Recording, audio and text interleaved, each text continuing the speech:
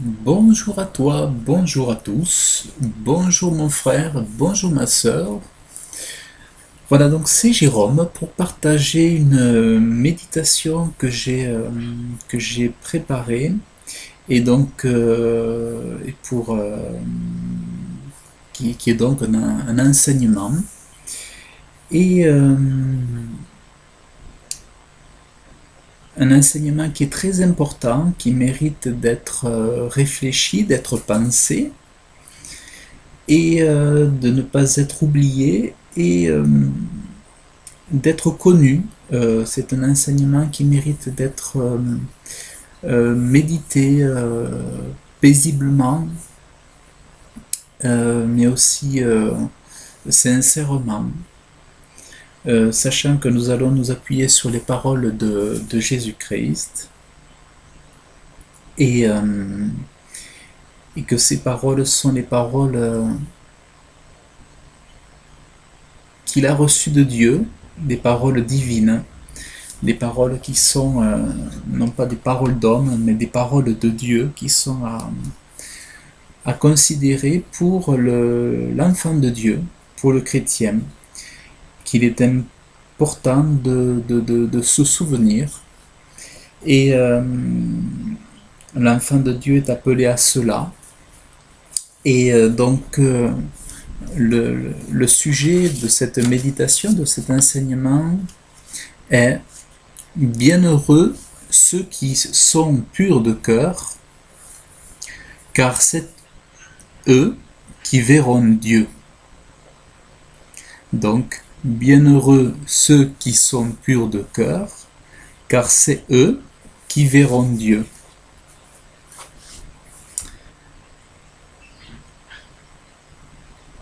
Donc, cette parole se trouve dans un enseignement qui est dans Matthieu 5, où Jésus s'adresse aux foules. Il monte sur la montagne, il s'adresse aux foules, il s'assoit et il enseigne les hommes qui sont devant lui, mais aussi tous les hommes qui seraient appelés à l'évangile. Il s'adresse à toutes les générations. Il ne s'adresse pas à une catégorie de disciples ou de personnes, mais il s'adresse à tous ceux à qui l'évangile concerne. Et nous voyons là Jésus qui commence son enseignement en disant « Bienheureux les pauvres en esprit, car c'est à eux qu'est le royaume des cieux. Bienheureux ceux qui mènent deuil, car c'est eux qui seront consolés. Bienheureux les débonnaires, car c'est eux qui hériteront de la terre. Bienheureux ceux qui ont faim et soif de la justice, car c'est eux qui seront rassasiés. Bienheureux les miséricordieux, car c'est à eux que miséricorde sera faite. Bienheureux ceux qui sont purs de cœur, car c'est eux qui verront Dieu. Bienheureux ceux qui procurent la paix, car c'est eux qui seront appelés fils de Dieu. Bienheureux ceux qui sont persécutés à cause de la justice, car c'est à eux qu'est le royaume des cieux. Vous êtes bienheureux quand on vous injuriera et qu'on vous persécutera, et qu'on dira en mentant toute espèce de mal contre vous à cause de moi. Réjouissez-vous et tressaillez de joie, car votre récompense est grande dans les cieux, car on a ainsi persécuté les prophètes qui ont été avant vous. Donc notre sujet, oui, c'est la pureté de cœur que Jésus recommande afin d'être bienheureux. Bienheureux ceux qui sont purs de cœur, car c'est eux qui verront Dieu. Et la pureté de cœur est indispensable pour voir Dieu. Autrement dit, pour rencontrer Dieu dans le ciel, pour avoir accès aux portes ouvertes du ciel, au moment venu où chacun sera appelé à l'éternité. Donc nous allons développer cela. Alors j'ai travaillé pour toi mon frère, pour toi ma soeur, j'ai pris des notes, j'ai réfléchi sur cela. je sentais que cela était important pour chacun d'entre nous, pour chacun d'entre vous. Et donc je vais faire quelques lectures de versets, quelques lectures de mes notes, et je vais tâcher de faire cela pour Jésus-Christ, devant mon Seigneur Jésus, devant mon Dieu Tout-Puissant. Ô mon Dieu et Père, je te prie, rends-moi digne d'apporter ta parole, moi qui suis le plus indigne et le plus pécheur d'entre tous les hommes. Aie pitié de moi, mon Dieu. Aie pitié de moi, pardonne-moi, mon Dieu. Aie pitié de moi. Accorde-moi de pouvoir enseigner tes enfants. Moi qui ne suis pas digne d'être appelé enfant de Dieu. Mais je te prie, aie pitié de moi et permets que je puisse leur donner une bonne nourriture spirituelle qui puisse édifier. Père, au nom de Jésus, je te prie. Accorde-moi ton esprit. Au nom de Jésus, Père, je te remercie. Merci pour Jésus. Merci pour le sang précieux. Merci pour la croix. Merci pour le sang précieux. Que ton nom soit béni, mon Créateur. Béni sois-tu, Seigneur Jésus. Béni sois-tu, Saint-Esprit. Donc, je vais vous lire mes notes. Voilà. Alors, ça, c'est le Je t'aime, Jésus, que j'ai écrit, voilà, pour le Seigneur Jésus. Alors, dans mon entretien avec toi, donc par cette vidéo, mon désir, c'est ta croissance spirituelle, de te conduire à des saines pensées, de te conduire dans le chemin étroit.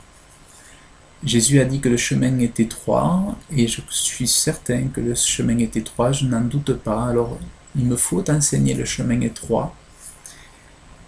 Oui, le chemin est étroit, et dans cette simple méditation, ici, méditons ensemble sur les purs, et la pureté de cœur.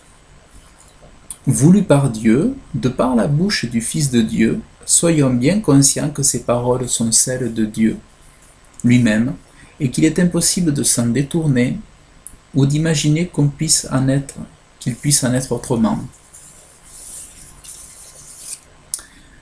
Donc nous avons lu dans Matthieu chapitre 5 verset 8, « Bienheureux ceux qui sont purs de cœur, car c'est eux qui verront Dieu. »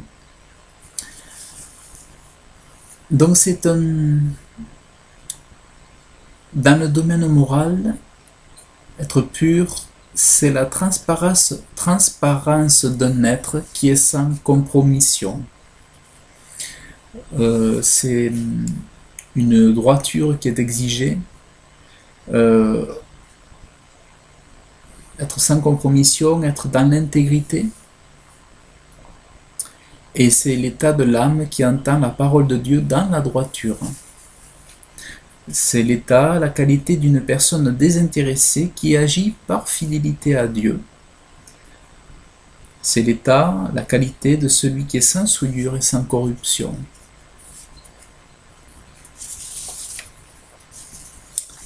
La pureté, c'est l'honnêteté, c'est la vertu, c'est la simplicité, c'est l'élégance, c'est la pudeur, c'est la netteté, la fraîcheur, même la candeur.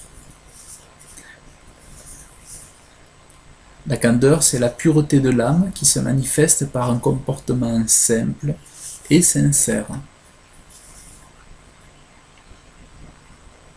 La pureté, je disais, c'est aussi l'honnêteté, la vertu. La vertu, c'est le courage physique ou moral, c'est une force d'âme, une vaillance, un courage donc, une force avec laquelle l'individu se porte volontairement vers le bien. Vers son devoir, il se conforme à un idéal moral, religieux, en dépit des obstacles qu'il rencontre. Nous voyons que la pureté émane d'une volonté toute particulière, d'un courage, d'une force qui cherche, quelles que soient les difficultés, les combats, en dépit des obstacles qu'il rencontre, de se porter toujours volontairement vers le bien, vers son devoir et vers le devoir chrétien, vers la volonté de faire la volonté de Dieu et la volonté de Jésus-Christ. ô combien la vertu ne peut être dissociée du chrétien, ô combien l'honnêteté, la pudeur, la pureté de l'âme, la candeur, par un comportement simple et sincère, ne peut pas être séparée du véritable chrétien. La bonhomie, parce que ma volonté c'est de vous enrichir aussi, et puis de vous enrichir par le vocabulaire, parce que c'est vrai que le vocabulaire est source aussi est plus on a de vocabulaire et plus on est riche, on dirait, en connaissances aussi. Et Dieu voulant, par son esprit, nous vaut toujours plus intelligent, toujours plus dans la connaissance. Et la bonhomie, c'est la qualité de celui qui est bon, qui se montre favorable, secourable à autrui. Et dont la pureté, c'est une sincérité, c'est la sincérité, c'est la grâce, c'est une forme de grâce à l'égard de Dieu, à l'égard de son prochain. C'est une forme de beauté, la pureté. Une pureté intérieure, tout d'abord, pour commencer, puis en suivant, la pureté extérieure.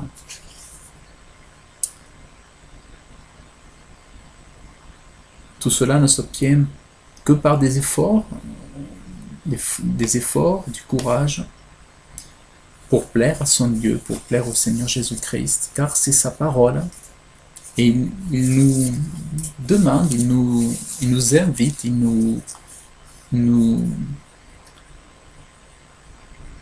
propose d'être pur de cœur. La pureté, c'est l'honnêteté, la fidélité, qui ne trompe pas et qui respecte les engagements sans être trompeur, sans tromperie. Donc, il n'y a pas de semblant, il n'y a pas de faux semblant, il n'y a pas de masque. C'est une authenticité que Dieu veut, une vérité dans le cœur, au plus profond du cœur.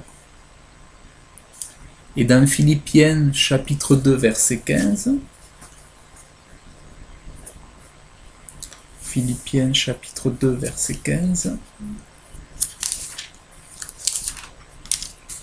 hop là. Philippiens chapitre 2 verset 15, nous lisons: afin que vous soyez sans reproche et purs, des enfants de Dieu irréprochables, au milieu d'une génération tortue et perverse, parmi laquelle vous reluisez comme des luminaires dans le monde, présentant la parole de vie.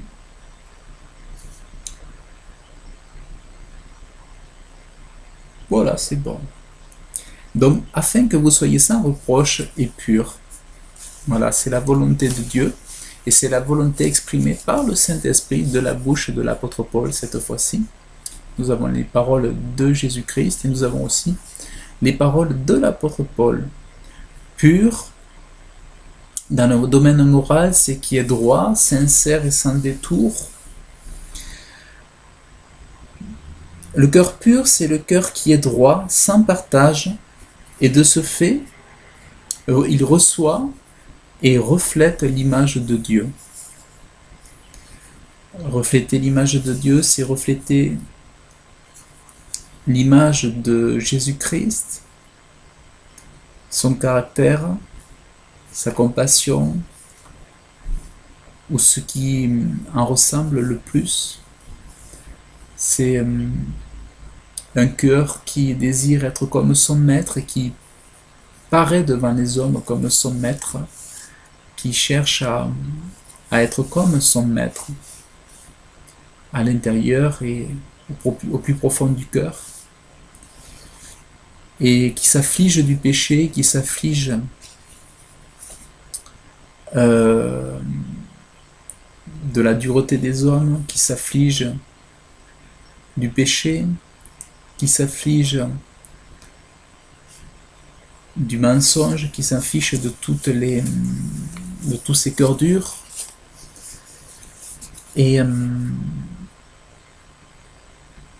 Mais lui, Jésus, a le cœur pur, il a le cœur qui est droit, sans partage, et de ce fait, nous devons Nous devons être comme lui et refléter l'image de Dieu. Et refléter l'image de Dieu. Et c'est vrai que si je vous partage cela, c'est parce que je le comprends dans la parole que c'est cela que nous sommes appelés à être et que, eh bien, beaucoup d'enfants de Dieu n'en sont pas là. Et beaucoup d'enfants de Dieu s'en égarent même et s'en éloignent. Et alors qu'ils savent que c'est la vérité, mais il n'y a plus personne déjà pour leur enseigner ces choses-là, pour leur rappeler souvent ces choses-là. Et cette pureté est rare, elle est rare. Et rien que d'y penser, rien que de méditer avec vous, rien que de vous parler, j'en souffre. J'en souffre dans mon cœur parce que ce que je vois, ce que j'entends, ne ressemble pas à notre Seigneur Jésus-Christ, dans ce que je peux observer chez les enfants de Dieu, dans leurs propos, dans leurs écrits, dans leurs attitudes. Celui qui est pur, c'est celui qui est exempt de faute, de souillure, qui ne fait pas le mal et il n'est pas attaché au mal. Avoir les mains pures, c'est être innocent et n'avoir aucune mauvaise intention. Les mains pures ne jettent pas la pierre.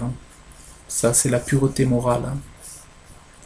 Autrefois, les hommes, quand ils avaient la loi et qu'ils n'avaient pas la miséricorde, pour certains dans le peuple juif autrefois, eh bien, ils jetaient la pierre tout simplement parce qu'ils n'avaient pas la miséricorde.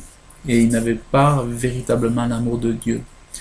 Parce que véritablement, Jésus-Christ l'a montré, c'est que ceux qui avaient à cœur de jeter la pierre étaient, pour beaucoup d'entre eux-mêmes, plus pécheurs que celui qui avait péché. Et que nombreux de ceux qui voulaient jeter la pierre, de ceux qui s'étaient baissés pour attraper la pierre, étaient des pécheurs, impénitents, et surtout, des hommes sans miséricorde, sans pitié, sans compassion pour les faiblesses d'autrui. Et au lieu de chercher à supporter et à pardonner et puis à édifier, eh bien eux préféraient le meurtre ou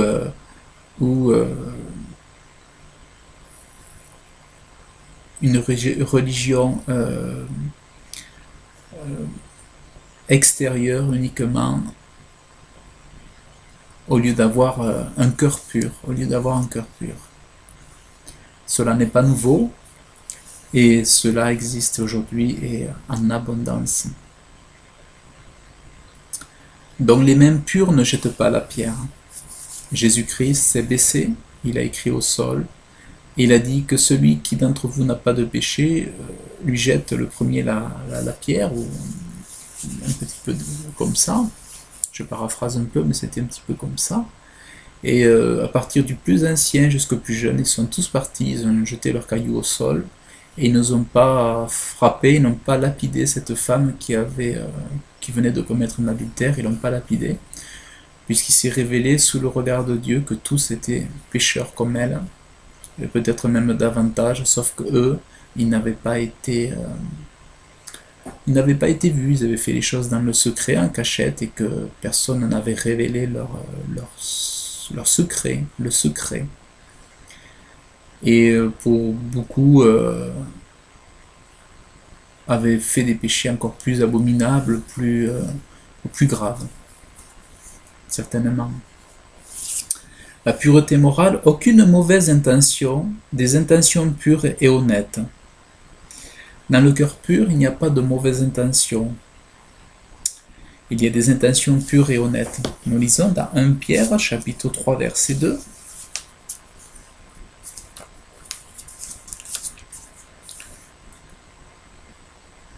Ayant observé la pureté de votre conduite dans la crainte. Donc, ayant observé la pureté de votre conduite dans la crainte. Donc là, Pierre fait état de la pureté de la conduite dans la crainte.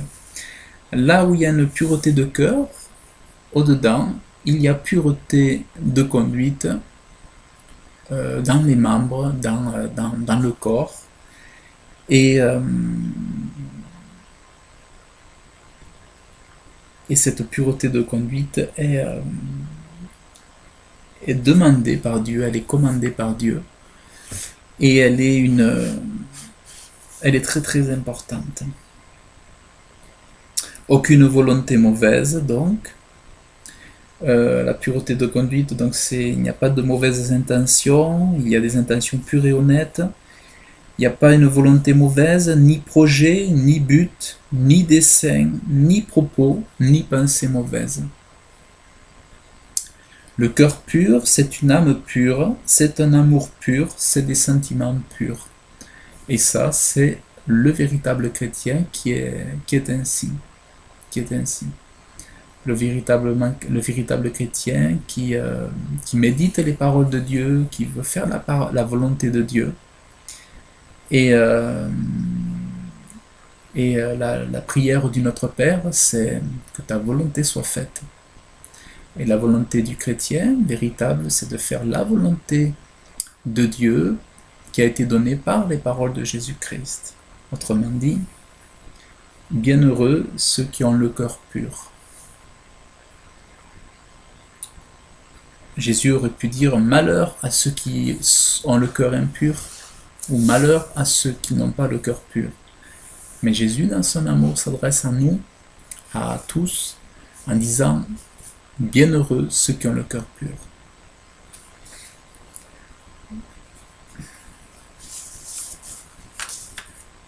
Or, la fin de l'ordonnance, c'est l'amour qui procède d'un cœur pur et d'une bonne conscience et d'une foi sincère. Nous retrouvons ce passage dans 1 Timothée, chapitre 1, verset 5. 1 Timothée, chapitre 1, verset 5. Or, la fin de l'ordonnance, c'est l'amour qui procède d'un cœur pur. Voyez, l'amour ne procède que d'un cœur pur. Le véritable amour, l'amour que Dieu désire, l'amour que Dieu veut, ne procède que d'un cœur pur. Un cœur qui n'est pas pur ne sait donner l'amour véritable, ne sait connaître ou exprimer l'amour véritable. Il ne connaît pas l'amour véritable, l'amour qui vient de Dieu, qui est déposé dans son cœur. Car celui qui a une communion avec Dieu, qui est pur, qui est honnête, qui est sans compromission, qui est dans la droiture et l'intégrité, qui est dans la fidélité, celui-là connaît l'amour de Dieu, celui-là éprouve l'amour de Dieu, celui-là dispense l'amour de Dieu à son prochain, à ses frères. Et celui-là n'est pas dur de cœur, celui-là est riche en compassion, riche en son amour, riche en miséricorde. Et celui-là n'a pas de mauvaises pensées, de mauvaises attitudes, de mauvais comportements. Mais Dieu nous dit, la fin de l'ordonnance, c'est l'amour qui procède d'un cœur pur. L'amour est toute chose. L'amour est toute chose. Et malheureux sont les chrétiens qui n'aiment pas l'amour et surtout cet amour qui vient de Dieu, qui nous vient de Dieu, qui nous est donné par Dieu. Car ce que nous demande Dieu, c'est de l'aimer. C'est d'aimer les hommes. L'amour qui procède d'un cœur pur. L'amour ne procède pas d'un cœur impur, d'un cœur partagé. Et je dirais, plus le cœur est pur, et plus d'amour se trouve dans ce cœur-là. Et l'amour dont il est question, c'est l'amour qui vient de Dieu. Ce n'est pas l'amour qui vient de l'homme, mais c'est vraiment l'amour qui vient de Dieu qui est déposé dans ce cœur-là, un cœur disponible, un cœur qui réceptionne Jésus-Christ, qui réceptionne Dieu, qui réceptionne le Saint-Esprit. Le cœur est pur, mais aussi la conscience pure. Et quand le cœur est pur, la conscience est pure. Et ce que Dieu demande de nous, c'est que nous soyons purs. Purs de cœur, purs de conscience. Que la conscience soit bonne, mais qu'elle soit pure. Dans 1 Timothée, chapitre 3, verset 9,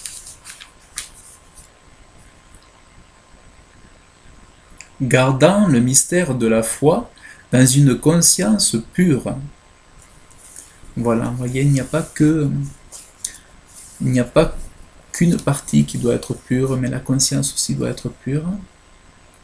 Et qu'est-ce que nous révèle Jacques? Que nous révèle Jacques? Donc là, nous allons à un autre apôtre, l'apôtre Jacques. Que nous révèle Jacques dans Jacques chapitre 3, verset 17. Mais la sagesse d'en haut est premièrement pure. Nous voyons que la sagesse est pure. Et si nous sommes purs, c'est aussi parce que non simplement nous recevons l'amour de Dieu, mais nous recevons la sagesse d'en haut.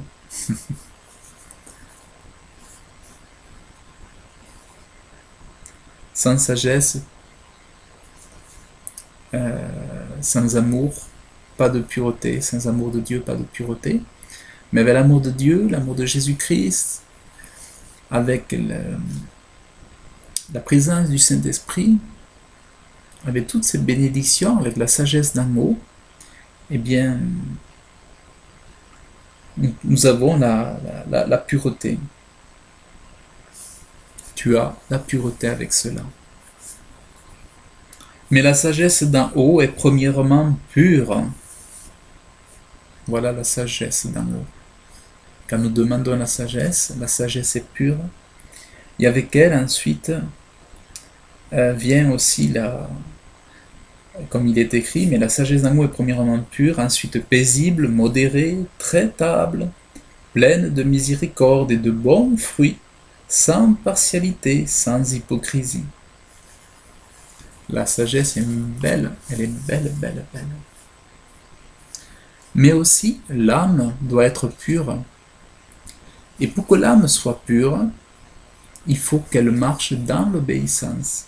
Et nous lisons ça dans Pierre. Donc celui qui veut être pur aussi, et qui veut l'être toujours plus, ou l'être davantage, il ne doit pas être rebelle. Mais, bien au contraire, il doit être obéissant. Sans obéissance, pas de purification. Avec l'obéissance vient la purification. La purification est très très importante. Et c'est pour ça que j'en parle, afin que mon frère ou ma soeur puisse être poussé à l'obéissance. Toi qui peut-être es poussé à la désobéissance, eh bien, je t'encourage et puis je te conseille et je t'invite à être obéissant afin que ton âme soit purifiée par cette obéissance à laquelle tu es appelé. Dans 1 Pierre chapitre 1 verset 22, ayant purifié vos âmes par l'obéissance à la vérité. La vérité, c'est égal à la parole de Dieu, c'est égal à la parole de Jésus, c'est égal à la parole des apôtres, c'est égal à la parole des évangiles, c'est égal au commandement de Dieu. Et c'est égal à la loi morale donnée à Dieu pour les hommes. Dans Jean chapitre 1, dans 1 Jean, et nous voyons que l'obéissance, l'apôtre, cette fois-ci c'est l'apôtre Jean, l'apôtre de l'amour, l'apôtre bien-aimé de Jésus-Christ, le préféré de Jésus-Christ, qui nous dit, lui aussi, dans 1 Jean chapitre 5 verset 3, « Car c'est ici l'amour de Dieu que nous gardions ses commandements. » Et nous retrouvons cette obéissance et l'obéissance à la parole, l'obéissance aux paroles de Jésus, c'est l'obéissance aux paroles de Dieu, et c'est l'obéissance aux commandements. Et qui est obéissant, celui-là aime véritablement. Qui n'est pas obéissant aux commandements et à la parole de Jésus-Christ, celui-là n'aime pas, celui-là ne connaît pas l'amour. Là où il n'y a pas l'obéissance, il n'y a pas d'amour chez l'enfant de Dieu. Et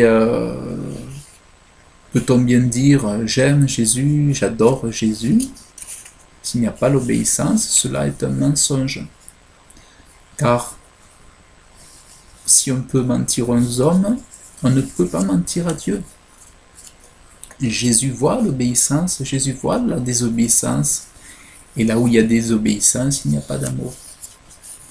Cet amour-là n'est pas vrai, n'est pas véritable. Donc, toi qui veux aimer Jésus-Christ, toi qui dis aimer Jésus-Christ, eh bien, aujourd'hui, sois obéissant à ce qu'il te demande. Et ici, nous méditons sur bienheureux ceux qui ont le cœur pur. Donc, je t'enjoins, je te convie, je t'invite à te détourner de tout ce qui n'est pas attaché à la pureté, à tout ce qui est loin de la pureté de cœur, tous les mauvais propos, toutes les mauvaises pensées, toutes les mauvaises conduites, toutes les mauvaises intentions, toutes les souillures, de t'écarter de tout mal, de toutes choses mauvaises, de toute malhonnêteté, de toute infidélité. Tu n'as pas respecté les engagements, tu t'es trouvé trompeur, tu t'es trompé toi-même, tu as trompé ton Dieu. Tu n'as pas été sincère, tu n'as pas été droit, tu as pris de nombreux détours. Tu n'as pas reflété l'image de Jésus envers ton prochain. Tu as eu des paroles, des propos insensés. Tu as parlé avec des mots qui déshonorent Dieu, avec des grossièretés, des gros mots, de la vulgarité, avec des plaisanteries, avec des choses qui ne sont pas, que Dieu ne te demande pas. Eh bien, détourne-toi de toutes ces impuretés, de toutes ces souillures-là. Dieu t'appelle à la pureté, Dieu a un peuple saint. Dieu veut un peuple saint. Dieu veut un peuple pur, veut un enfant pur. Dieu te veut pur. Dieu ne veut pas que tu restes que tu continues à faire des mauvais choix.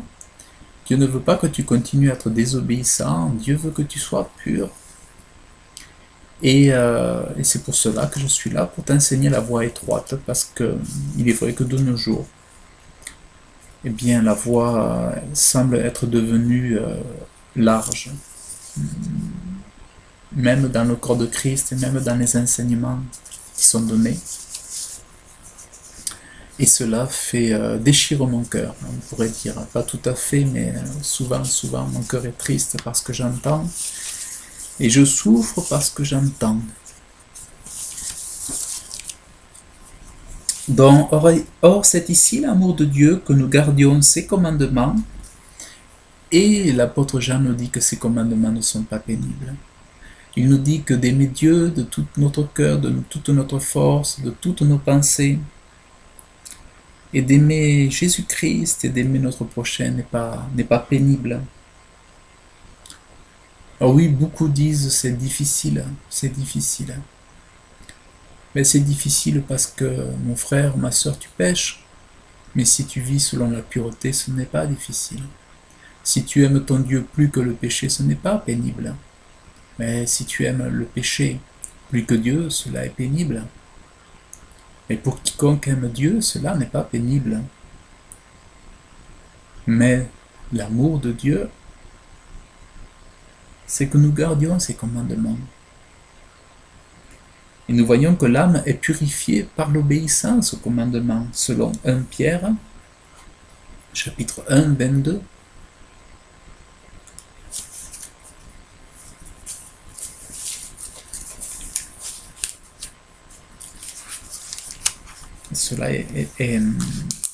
cela est tellement, tellement, tellement important dans la marche chrétienne. Ayant purifié vos âmes par l'obéissance à la vérité. Pas simplement en l'ayant écouté avec les oreilles et puis en rentrant dans sa voiture et en s'asseyant dans son fauteuil. Mais l'âme est purifiée par l'obéissance, en pratiquant les choses les unes après les autres, afin que notre justice surpasse celle des scribes et des pharisiens. Un chrétien sans justice, sans obéissance, se ment à lui-même et il ment à Dieu. Il se ment.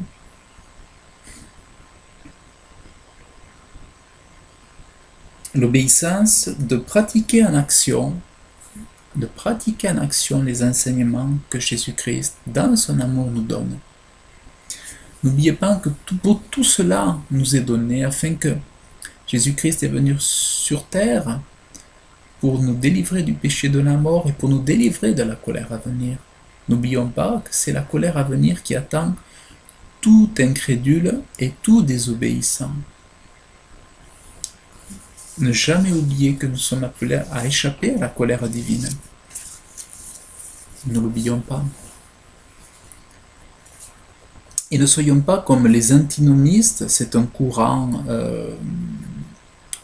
spirituel, on va dire, ou j'appellerais presque ça une secte religieuse, qui affirme une indifférence à l'égard de la loi ou au commandement, et affirme son inutilité pour le croyant, et tire de ce principe l'indépendance de la vie chrétienne, de la vie religieuse, à l'égard de la morale.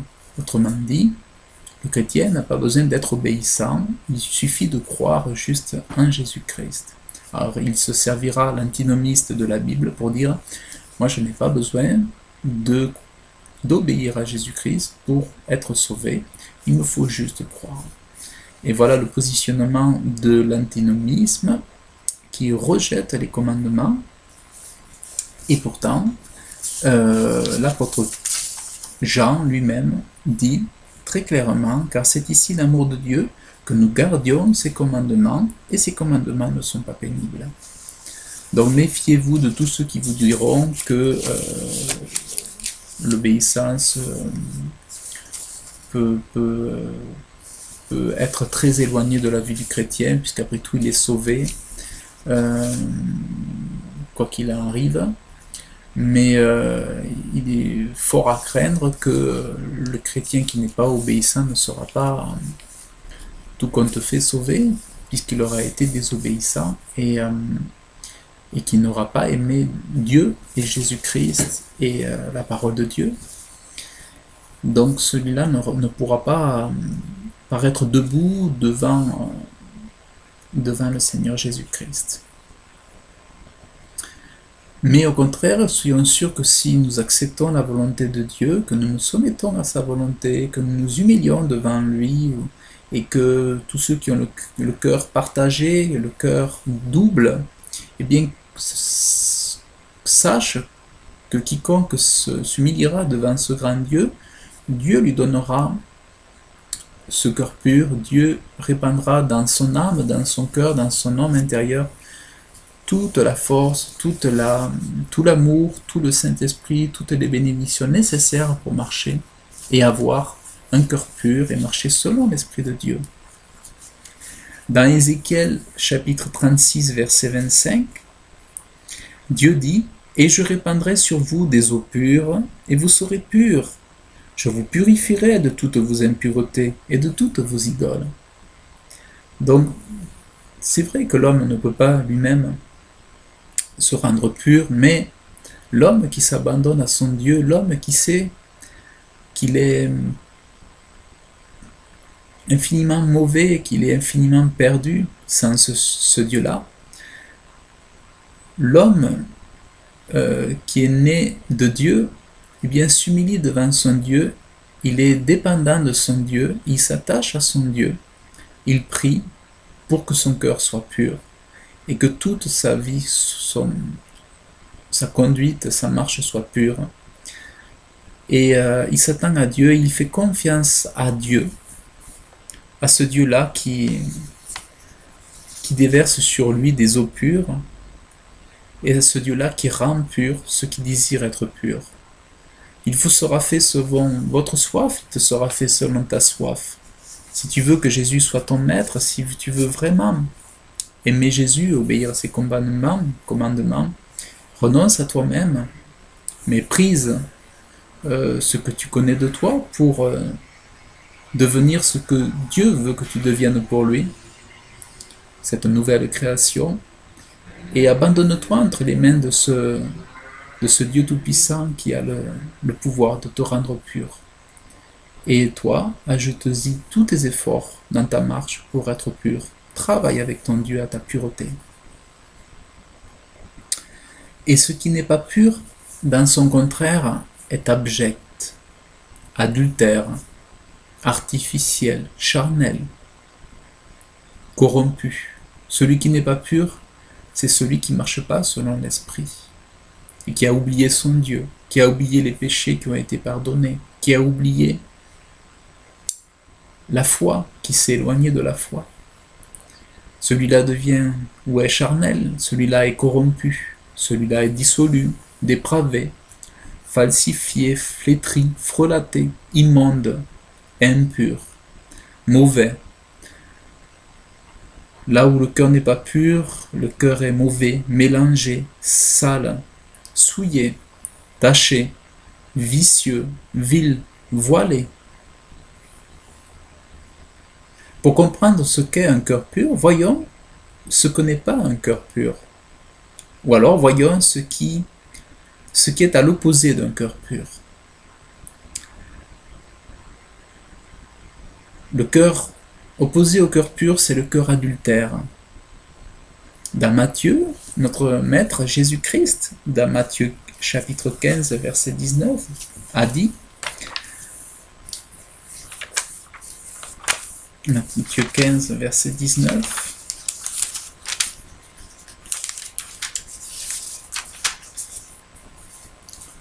car du cœur viennent les mauvaises pensées, les meurtres, les adultères, les fornications, les vols, les faux témoignages, les injures. Ce sont ces choses qui souillent l'homme. Voilà, donc ce sont les paroles de Jésus-Christ.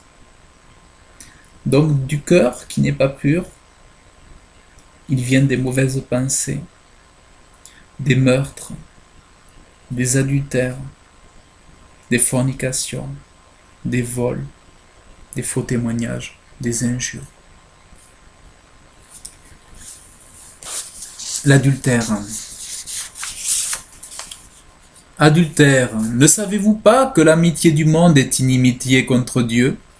Quiconque donc voudra être ami du monde se constitue ennemi de Dieu. Et nous retrouvons cette parole de l'apôtre Jacques dans Jacques chapitre 4 verset 4.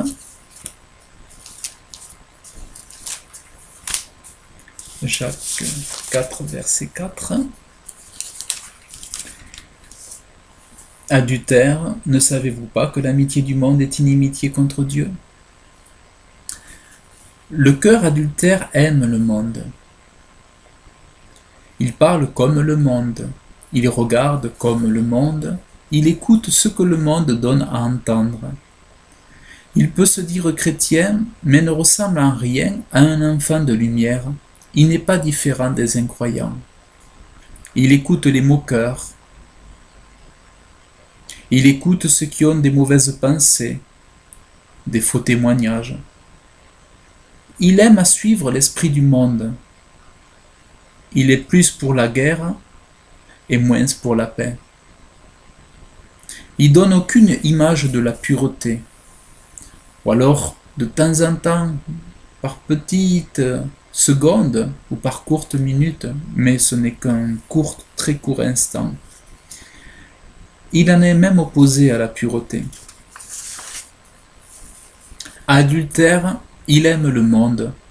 Il porte en lui les marques du monde. Il aime à rire quand il faut pleurer. Il aime à détruire quand il faut construire. Il aime à diviser quand il faut rassembler. Il aime à piétiner l'autre quand il faut le relever. Le monde est dans son cœur. Jésus, dira-t-il, mais il rejette ceux qui ressemblent au Fils de Dieu. Ils n'ont d'affection que pour les contestations, les chicanes, les discussions vaines, les disputes, les contradictions, les divorces, les démêlés, les querelles.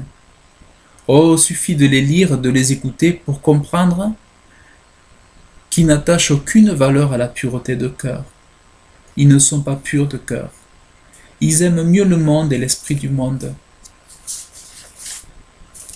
Et pourtant, Jésus, le Fils de Dieu, est clair que seul le pur de cœur est bienheureux. Celui qui n'est pas pur s'attache au monde et à l'esprit du monde, et il imite ceux du monde. Aucune pureté dans son attitude, dans son comportement, dans ses paroles. Il ne fait pas le bien qu'il devrait faire. Il fait le mal qu'il ne devrait pas faire. Il fait aux autres ce qu'il ne voudrait pas qu'on lui fasse. Il ne songe pas un instant que Dieu l'observe. Il dira tout le temps, personne n'est parfait, personne n'est pur. Oh, personne n'est parfait, personne n'est pur. Mais il s'élève au-dessus de son Seigneur Jésus pour annuler son commandement.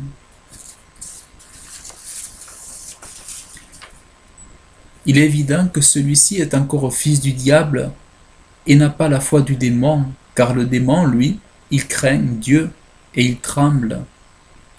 Il est ennemi de Dieu car il aime le monde et l'esprit de ce monde. Il n'est pas pur de cœur, sa conduite, son caractère, ses pensées, sa volonté, ses paroles ne sont pas pures, mais sont encore corrompues, souillées, noires, charnelles, diaboliques. Être pur de cœur, dit-il, oh, je n'ai pas besoin. Jésus a tout accompli pour moi, je suis sauvé. Je suis comme je suis. Moi, je suis un dur, un violent. Jésus m'aime comme je suis. Personne ne peut me changer, dira-t-il. Ainsi renie-t-il la volonté de Dieu et ose dire qu'il est impossible à Dieu de le transformer.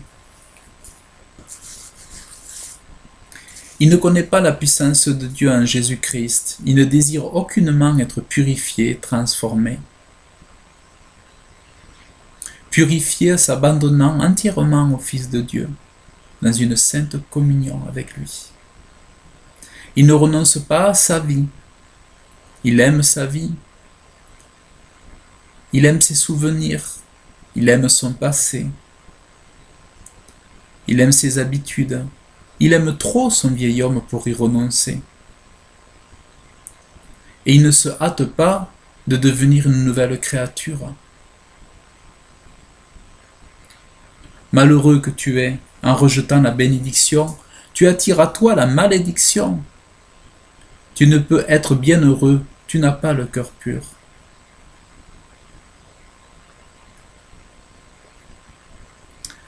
Celui qui n'est pas pur de cœur, celui-là est charnel. Nous voyons qu'il est adultère, mais il est aussi charnel. Celui qui n'est pas pur passe son temps à être charnel. Nous pouvons le lire, par exemple, dans 1 Corinthiens chapitre 3, verset 3.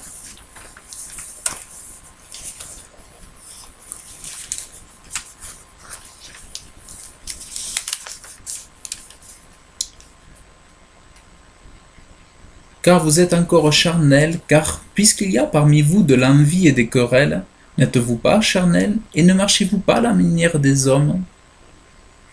L'envie dont ici il est question, c'est les jalousies, ou les mauvaises pensées qui portent à cause de la jalousie envers les biens, ou les bénédictions, ou les dons, ou les talents d'un autre.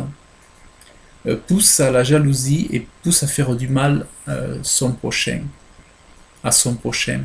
L'envie fait du mal à son prochain, l'envie médite des mauvaises pensées à l'égard de l'autre. Et l'envie est une chose mauvaise et elle désire les biens d'autrui, elle désire les,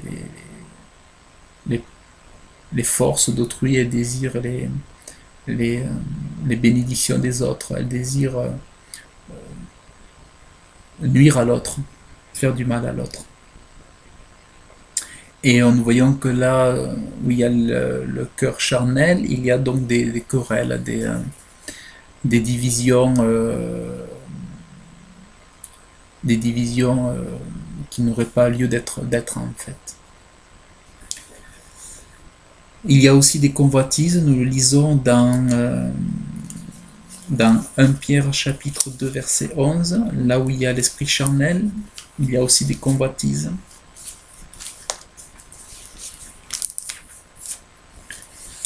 Alors, là où il y a l'esprit charnel, il y a aussi des convoitises. Bien-aimés, je vous exhorte, comme forains et étrangers, à vous abstenir des convoitises charnelles. Voilà. Celui qui a le cœur charnel a des convoitises. Les querelles, ce sont donc des disputes de mots, des contestations, des batailles, des différends, des conflits. Tout cela est charnel pour Paul. C'est vrai qu'il y a des divisions qui sont très bonnes et qui sont nécessaires, notamment lorsqu'il y a ce qu'on appelle des grandes erreurs doctrinales quant au salut. C'est comme si on trouvait quelqu'un qui disait on est sauvé par les œuvres, ou c'est comme si quelqu'un disait Jésus n'a rien fait, ou Jésus n'est pas le sauveur du monde, ou Jésus n'est pas le Fils de Dieu, ou Jésus n'est pas mort à la croix. Tout ce genre de doctrine-là aurait pour conséquence des divisions. Et dans ce cas-là, les divisions sont très très bonnes, puisque celui qui fait vraiment une erreur par rapport à la source de l'évangile et du salut de l'homme, par la foi seule en Jésus-Christ, oui, là, il faut des divisions afin que l'erreur ou les sectes soient manifestées. Mais lorsqu'il y a pour motif de division des opinions, des différences ou des avis, des compréhensions différentes, eh bien, et que cela ne devrait pas engendrer des divisions, eh bien, et que cela engendre des divisions, c'est simplement parce que ces gens qui sont autour, là, sont des gens qui marchent selon la chair et non pas selon l'esprit, car sinon, autrement, pour des opinions différentes, des avis, ou des foi plus ou moins grandes, des uns et des autres, parce que chacun n'a pas la même foi, certains ont une foi en ceci, d'autres n'ont pas encore la foi en ceci, eh bien, celui qui est charnel, il va se diviser pour un rien, il va se séparer pour un rien, il va être dans l'incompréhension pour un rien, il va se disputer pour un rien, ça va être des querelles pour un rien. Tout sera sujet de division pour les enfants de Dieu charnels. Alors, s'il y a des opinions différentes, des avis différents, des compréhensions différentes, ces choses ne doivent pas être une occasion de dispute, de querelle pour les enfants de Dieu. Si les doctrines essentielles du salut sont conservées, les disputes en dehors des doctrines principales ne sont que des prétextes pour marcher selon la chair et pécher contre son frère. Et c'est vrai qu'un seul est mort pour les pécheurs, c'est Jésus-Christ, et si nous gardons tous les doctrines essentielles, en dehors des doctrines essentielles, nous n'avons pas de bonnes raisons pour nous diviser, mais en rejetant les frères ou les sœurs, nous péchons, nous ne savons pas aimer, nous n'aimons pas, et tu n'aimes pas, ou tu ne sais pas aimer. Mais je sais que beaucoup insistent pour qu'il y ait de nombreuses scissions, de nombreuses divisions entre les uns et les autres, et beaucoup même travaillent dans les enseignants dans ceux qui enseignent, beaucoup travaillent à engendrer des divisions et des séparations. Ils travaillent à cela, pensant servir Dieu, mais en ce sens-là, ils ne servent pas Dieu. Là, j'en suis certain. Mais toi, qui as le cœur pur, tu es bienheureux, tu marches selon l'esprit, et tu ne rejettes pas les paroles de ton Dieu par-dessus l'épaule, par mépris. Tu es bienheureux. Mais là où il n'y a pas un cœur pur, il y a un cœur sale, souillé, taché, voilé. Dans Jacques, chapitre 1, verset 21,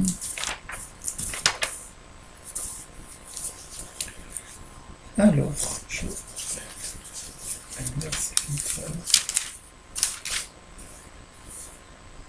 c'est pourquoi rejetant toute saleté,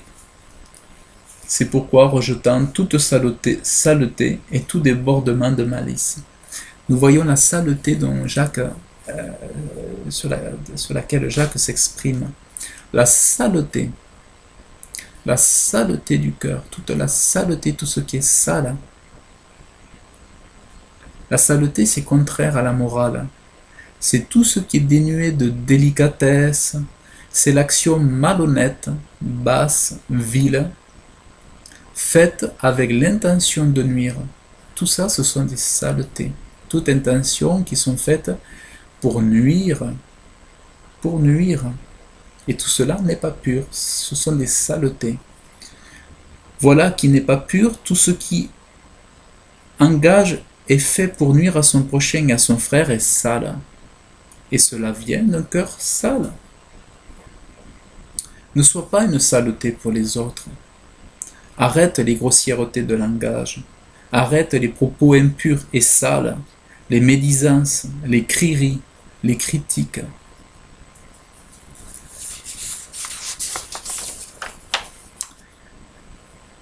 Nous voyons que Jacques parle de la malice, de la saleté,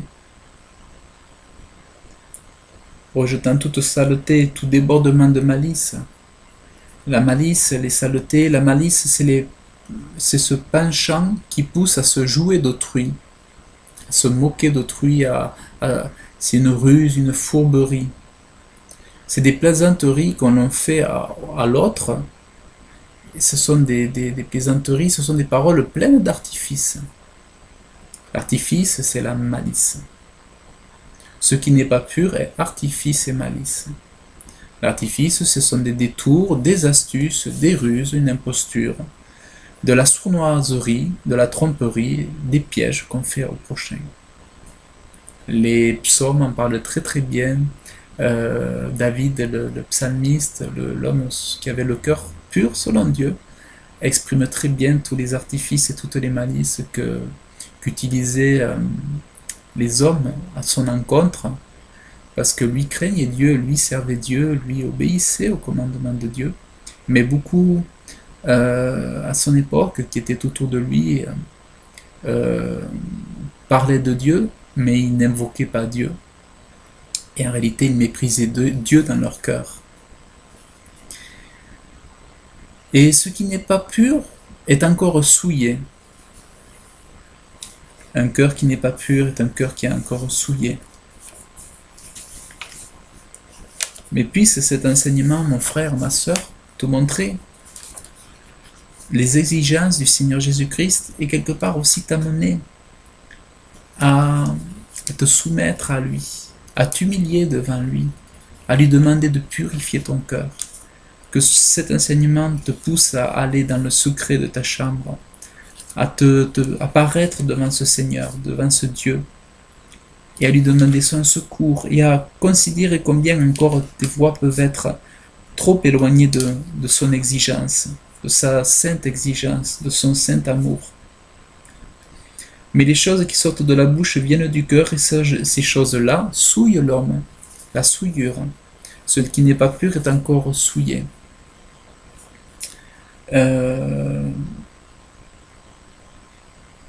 Et ce qui souille, donc nous l'avons vu, les souillures, ce sont les mauvaises pensées, les meurtres, les adultères, les fornications, les vols, les faux témoignages, les injures. Et beaucoup injurient leurs frères, pensant, croyant que Dieu ne le voit pas, ou pensant que Dieu ne considère pas cela comme un péché. Cela est un péché. L'injure est un péché, la moquerie est un péché grave. Les mauvaises pensées sont des péchés graves.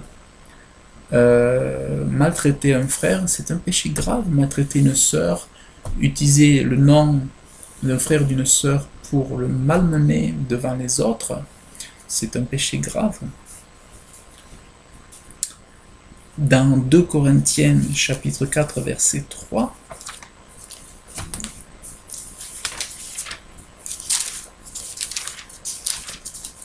2 Corinthiens chapitre 4 verset 3, et si aussi notre évangile est voilé, il est voilé en ceux qui périssent. Là où le cœur est impur, il y a ce voile, le cœur est voilé. Il ne comprend pas la perfection, la beauté de Dieu. Il ne comprend pas l'obéissance à laquelle est appelé l'enfant de Dieu. Il ne perçoit qu'un départ de l'évangile, il ne perçoit qu'une chose de l'évangile, mais il ne comprend pas sa richesse et sa force et sa perfection et tout l'ensemble de sa perfection. Le cœur voilé ne discerne pas les choses qui sont nécessaires à sa vie, à sa persistance, à sa, à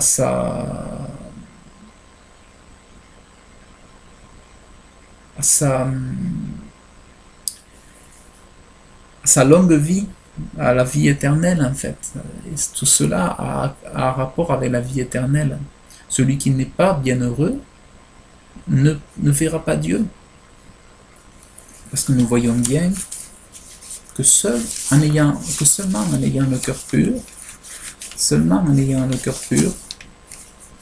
nous pourrons voir Dieu. Car c'est eux qui verront Dieu, les cœurs purs. Donc, ils ne comprennent pas cela. Ils se disent, oh, je suis sauvé, ou voilà, j'ai fait une affaire. Je vais juste à l'église, et puis voilà, et puis après je rentre chez moi, et puis c'est bon, je continue. Mais non, ça ne fonctionne pas comme ça. Et je suis là, mon frère, ma soeur, pour t'enseigner, pour partager avec toi la voie étroite et t'enseigner la voie étroite. Parce que beaucoup aujourd'hui font oublier que la voie est étroite. Beaucoup nous font oublier que la voie est étroite. Donc, je crois qu'il faut rappeler ces choses-là, elles sont très très importantes. 2 Corinthiens chapitre 4 verset 3. Et si notre évangile est voilé, il est voilé en ceux qui périssent, en lequel le Dieu de ce siècle a aveuglé les pensées des incrédules, pour que la lumière de l'évangile de la gloire de Christ, qui est l'image de Dieu, ne resplendit pas pour eux. Le voile est là, dans le cœur impur. Quelqu'un peut avoir entendu aussi l'évangile, mais avoir encore un cœur voilé, recouvert, souillé. Et sale, taché. Ça fait partie de tout ce qui s'oppose à la pureté de cœur. Le voile, la souillure, les saletés, les taches. Tous les artifices, toutes les malices, tout ça n'ont rien, aucune part avec la vérité des enfants de Dieu, cette vérité, cette pureté de cœur qui doit être en eux.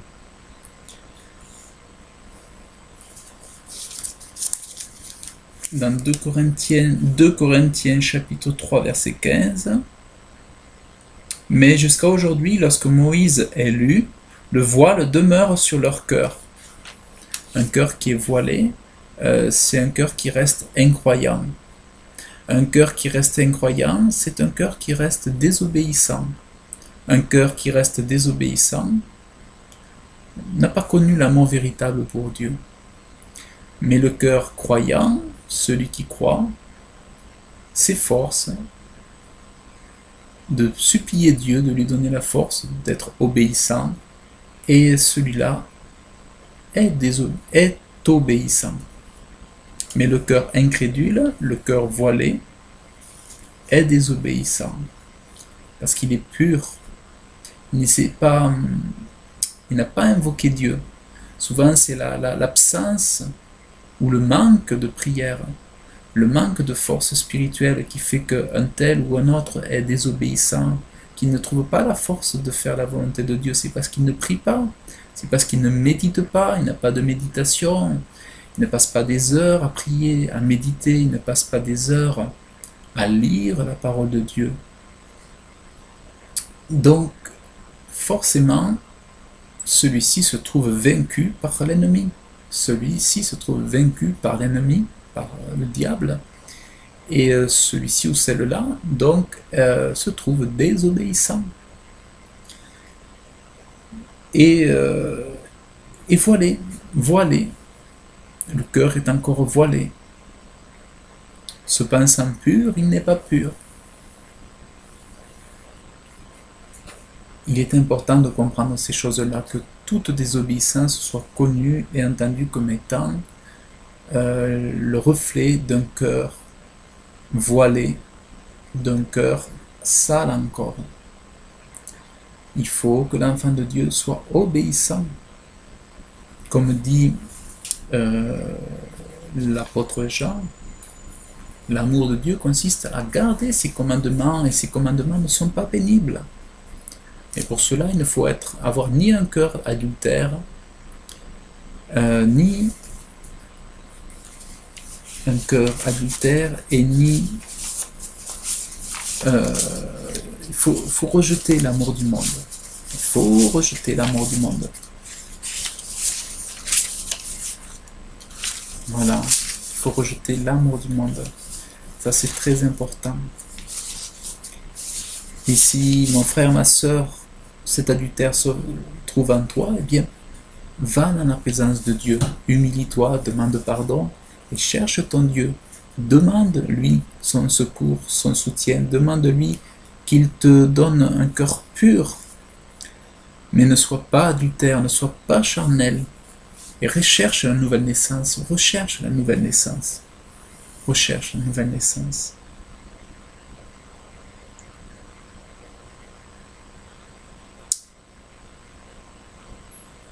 Jacques dit aussi que les souillures viennent de la langue. La langue de Jacques en parle. La langue révèle ce qu'il y a dans le cœur. Et la langue est un feu, la langue, un monde d'iniquité, est établie parmi nos membres. C'est elle qui souille tout le corps. Vous voyez, les souillures qui souillent le corps possèdent d'un cœur sale, un cœur souillé. Ça donne une langue qui souille tout le corps. Oh, mais prie Dieu qui te purifie, prie Dieu qui te transforme, qui te change, car tout est possible à Dieu. Dieu est venu afin de nous délivrer du péché, de la mort. Jésus est venu pour détruire les œuvres du diable, pour créer des nouvelles créatures, à l'image de Jésus-Christ, le premier-né d'entre les morts. La volonté de Dieu, c'est que tu sois une nouvelle créature, et que tu te plaises dans les choses de Dieu, que tu te plaises dans les pures pensées, dans les choses pures, que tu aimes la pureté. Mais si tu aimes le monde, tu es malheureux, tu es perdu. Là où se trouvent ces choses-là est l'absence totale d'un cœur pur. Un tel homme ne saurait être bienheureux, même en affichant un grand sourire. Sa joie n'est que terrestre, passagère, et imagination et artifice. Il fait ses délices du péché et méprise le discours du Seigneur Jésus.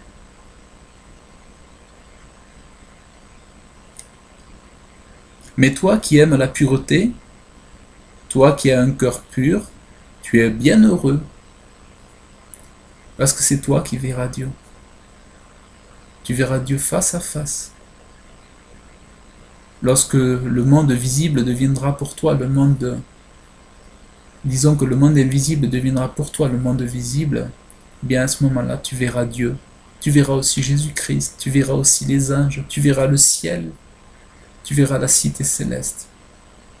Mais toi qui as aimé le cœur pur, toi qui as voulu le cœur pur, toi qui as désiré le corps pur, toi qui as travaillé à avoir le cœur pur, toi qui as obéi au commandement pour être pur, que ton âme soit purifiée, toi qui as souhaité être blanchi, lavé, purifié par le Seigneur Jésus-Christ, toi qui as demandé le Saint-Esprit, et toi tu es bien heureux parce que tu verras Dieu. La promesse est faite pour toi, tu verras Dieu.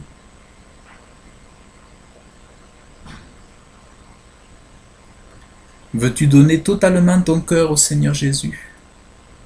Il a reçu toute la puissance. Alors donne-toi à lui. Ne résiste pas, ne résiste plus. Donne-toi à lui. Car si quelqu'un peut bien changer un homme, c'est Dieu qui en a le tout pouvoir, qui en a le plein pouvoir de transformer un homme, de transformer une femme, de transformer, de changer un cœur souillé à un cœur pur, de transformer un cœur rempli d'adultère à un cœur pur. Mais vois donc avec moi que toute la malice, que tous ces artifices, toutes ces choses qui ne doivent pas être dans le cœur doivent être ôtées de toi. Vois-le avec moi, que toutes ces saletés doivent être ôtées de toi. Accepte que ces choses-là disparaissent de ta vie. Accepte, supplie ton Dieu, aime ton Dieu, aime avec lui la pureté. Supplie-le. J'ai voulu avec toi mettre le doigt sur ces choses-là, t'accompagner, te montrer qu'il y a des choses qui ne doivent plus être en toi. Il y a ces choses-là qui ne doivent plus être en toi. Les souillures, l'adultère, l'amour du monde, les mauvaises pensées, les choses charnelles.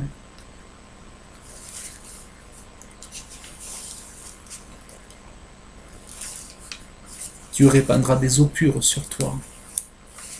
Mais va dans sa présence.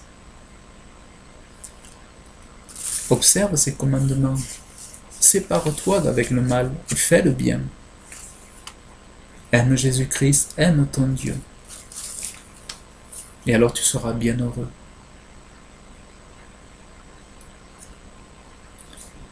Que Dieu te bénisse mon frère, que Dieu te bénisse ma sœur. J'avais partagé cela pour toi. Je suis persuadé que cela est très très important. Cela est si peu enseigné, si mal enseigné ou si mal exprimé, ou on ne voit pas que les âmes se perdent en méprisant cela, mais les âmes se perdent en méprisant cela, en aimant le monde, on ne peut pas plaire à Dieu. En étant désobéissant, on ne peut pas plaire à Dieu. Et que vos âmes soient purifiées par l'obéissance. Oh, je vous en supplie, dans le nom de Jésus-Christ et pour l'amour de Dieu. Que Dieu te bénisse, mon frère, que Dieu te bénisse, ma sœur. Je t'aime très très fort dans le nom de Jésus-Christ et merci de ton écoute. Que Dieu te bénisse. Amen.